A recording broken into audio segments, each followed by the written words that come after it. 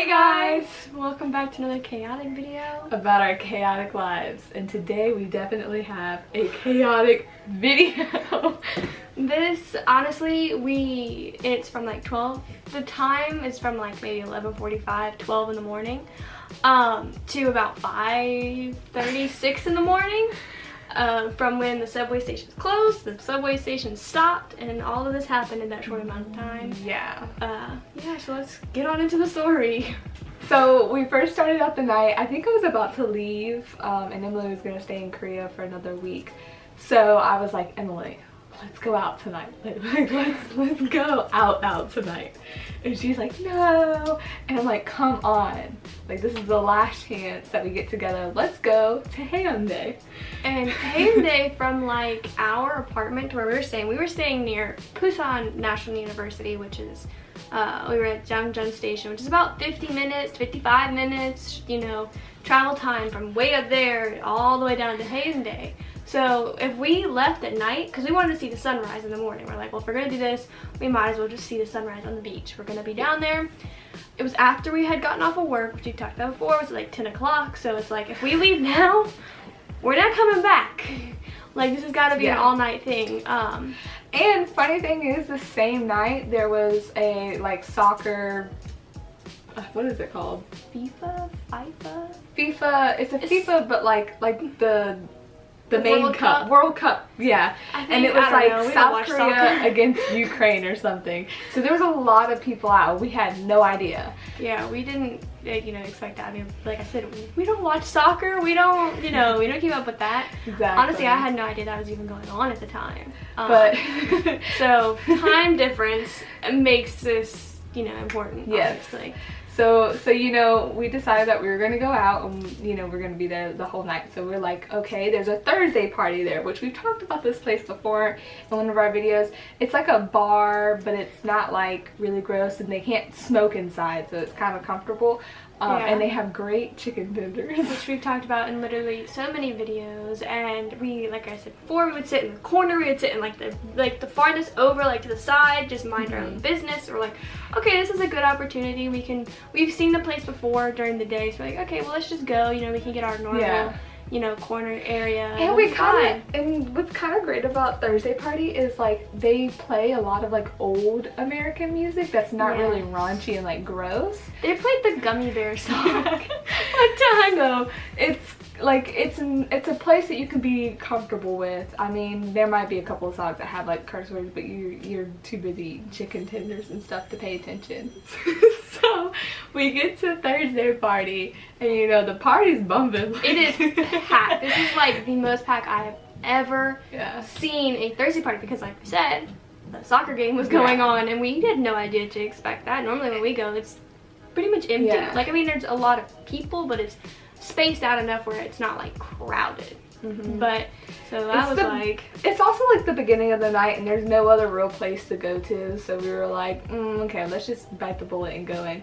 And let me say, was it a night of events? Just even in Thursday Party itself was insane.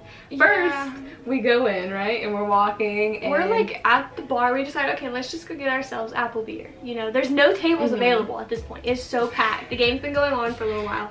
It is incredibly packed. There's no tables, so we're like, okay, let's just go up to the bar, get apple beer, and we'll just wait. Yeah. A table will open up eventually. So we kind of like move our way over to like some chairs, and we're watching the game, and you're getting weird stares from everybody. It's a little uncomfortable. But eventually we kind of realized that there's this like miniature like Russian dude that's kind of like aggravating some girls, and they eventually get up and like leave. Yeah. It's only these other two girls. There's still like a table of like girls and him. Like, it was like a big round table in the middle, and it had maybe like, I don't know, 8 seats, 6 seats, I don't know. It wasn't a lot. But, you know, we said, okay, there's only 2 girls here. Let's just sit down. Because frankly, I don't want to be standing. The bar was super busy. I was like, let's just sit down. We sit down, we're enjoying our little drink, we're watching the game, getting into it, and then this guy who works there comes over, and he tells like the other people that started to sit down to get up because he has a table like reserved for his friends. Yeah, but even like before then, we had been sitting there and the 2 girls were still there, but there's 8 people. I think there's only 4 of their friends, of his friends, the ID checker guy. So at the table, at first, it was me, you, the 2 girls, and then his 4 friends that had came. I don't know. Before, it was confusing. But it's important because the girls, that crazy short Russian dude in the corner, he didn't start bothering the girls until we got there. We were sitting down at the table because we were all singing the BTS song with each other. And they were really surprised because we knew like old BTS songs. Yeah, so we're sitting there enjoying, you know, we're laughing with them. I mean, we can't understand really what we're saying. We're kind of dancing around. We understand a little bit, but we don't know what they're like conversation-wise. Like they're like, oh, where are you from? They're taking pictures. Yeah. Oh, I remember they wanted to take a picture of themselves, but we were like somehow in the background. So I posed, and they thought it was funny. You know, they were enjoying themselves, and then the crazy Russian dude like literally comes over and it starts like dancing on them, and the Korean girl is like, you know, what in the world is happening? And then the guy came and like told the dude to leave. Yeah. He told him like, you know, back off because he was getting like super aggressive with it. Weird. And he was so short. He was like a little. Yeah, he was so short, dude. And she was like freaked out. Heck, I was freaked out. I mean, he was creepy. So eventually, like, he kept trying to get him to leave, and because I guess he was a foreigner, he was trying to, you know, basically say the Korean guy just wanted him gone because, you know, 1, he was a male, and then 2, he was from somewhere else. But he had a friend, and his friend was just as creepy. But his friend didn't come till later. No. Let's move on a little bit. So, you know, those girls eventually leave, and he brings in his other friends. But he doesn't ask us to leave. I guess because we're girls and we're foreigners. Yeah, we're fine. So he lets his friends sit down, but that weird Russian dude just keeps on sitting next to the table, and now he's like standing and just watching the table the entire time. I guess he was angry because eventually the girls that he was trying to, you know, get to, they had left, and then the friends that the ID checker man had, he kept wanting to like try and fight him. Like the little Russian dude kept wanting to fight the little ID checker guy. And I'm like, what in the world is going on right now? Some angry Russians. So that was kind of scary. I think I even went to go tell like one of the workers like, hey, this dude's kind of creepy and he's being really weird. And I don't think they really did much. He's like, yeah, we know about him. We're not really worried about him. So moving on from that. Okay, whatever. So eventually somehow, oh, I remember. So after the game, there's some music playing, and I see this little dude. He's not really little. He's short, and he's like kind of bigger. It's like kind of built like a blueberry. But he had some moves, and he was Indian. I forgot what his name was, but he was just getting it, and I was like, and, you know, when you don't see a lot of foreigners and then you see the short, you know, blueberry shapes Indian dude dancing in the corner, you know, it's pretty funny. So of course, you know, we're laughing at it, and then we're enjoying it, and we're being nice, you know, so. And his friend comes over looking like Jafar. No, that didn't happen till later. So he starts talking to us, and he's like, hey, can I buy you a drink or whatever? And at first I was like, no, I don't take drinks. We were like, just, you know, talking with the Korean friends. We're like, okay, this is. But then he's like, no, like, you come to the bar, order what you want, and I'll just swipe my card.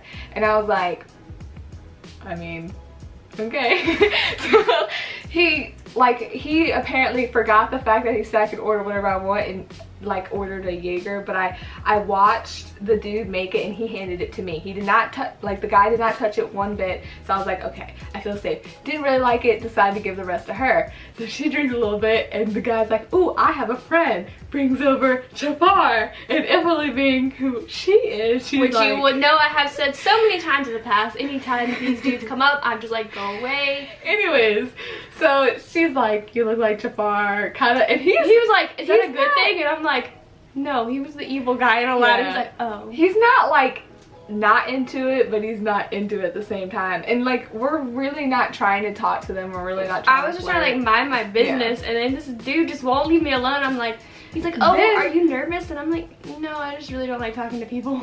Then somehow, while she's talking to him, this other dude who's on like this team and lives in Korea, like, I don't even know, but he's a foreigner. He's from Georgia. Oh no, he's about to die. And while he was in Georgia, I don't know, I forgot. Oh yeah, so he came up to me and he was talking to me and we just called him Georgia for the rest of the night. Oh, yeah. But eventually on our way back to get a drink later on in the night, this dude felt the need to pick me up. Like physically just bloop me into the air. And I was like, yeah, like I was not comfortable at all. I was about to punch him in the face. I was this close. But a bunch of people around like us were like, hey, put her down. This isn't like cool. Even like the Koreans were like, put her down. Yeah. He pulls out a knife. He's like, what are they gonna do about it? Yeah. We're all like, whoa. It's a pocket knife. And we're like, oh my god, George is crazy. Like, when they talk about Georgia being crazy, like, no, he's literally crazy. So we freak out and we're like, okay, let's just go back over to the Korean people that we were talking to at the round table, because the friends of the worker. Yeah, so we're like, okay, if we're with them, then, you know, it'll be okay. Like, and it's like 3 girls and a boy or whatever, so yeah. It's very relaxing. They're like art students, really nice people. Yeah. We're just joking around, messing with them, and they're joking around too. And then we tell the employee, like, dude, this guy's got a knife. And he went and he confiscated the knife. Which I'm surprised Georgia was just like, alright, here's my knife. Yeah, like, but I think after that point, like, it had calmed down a lot. I mean, it was getting really late, so a lot of people were leaving. It had calmed down a lot, so then by the time it closed, there was hardly anybody in there. Yeah. Eventually, everyone just kind of, like, left us alone. I guess they could get the hint, like, please just leave us alone. Like, we didn't ask for this. Like, please just go away. Yeah. So, you know, it turns, I think, like 4:30, and they're like, okay, Thursday party's closed. And we're like, oh, great, what are we gonna do for the next hour? It's not the time for the sun coming up, so we decide to just go ahead and walk to the beach and just. We're like, yeah, it is only an hour. Let's just go there. It was like a 2-minute walk, 3-minute walk. Yeah.